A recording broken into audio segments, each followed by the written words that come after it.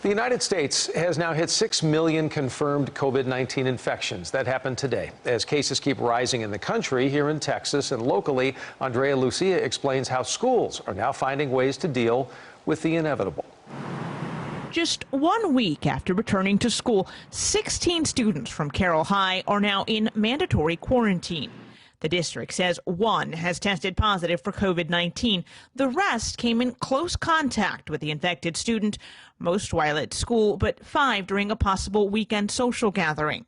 With more than a dozen districts across North Texas now offering face-to-face instruction, schools are trying to quickly contain any cases of COVID-19 to stop the virus's spread on their campus. It's kind of expected because the pandemic's not controlled right now. Parents with kids at Carroll ISD told us they weren't exactly surprised to hear of cases cropping up. Fifth graders at Indian Springs Middle School had only 3 days of school before the district today announced the entire class of 145 students and their teachers would have to stay at home. I'm sure it's really difficult. The district said 3 employees working with the fifth graders contracted the virus.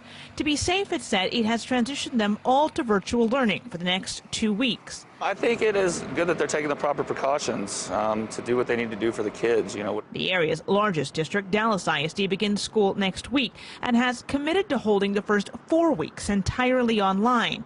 But even before heading back, the county estimates more than 200 DISD students tested positive within a 2-week period earlier this month.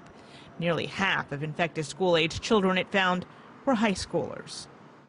If parents become worried about their kids' safety, they can always ask to move online. Carroll ISD says kids can shift from in-person learning to virtual learning at any time. It's only when they want to make the move back on campus, they may have to wait till the start of the next grading period. Andrea Lucia, CBS 11 News. Andrea, thank you.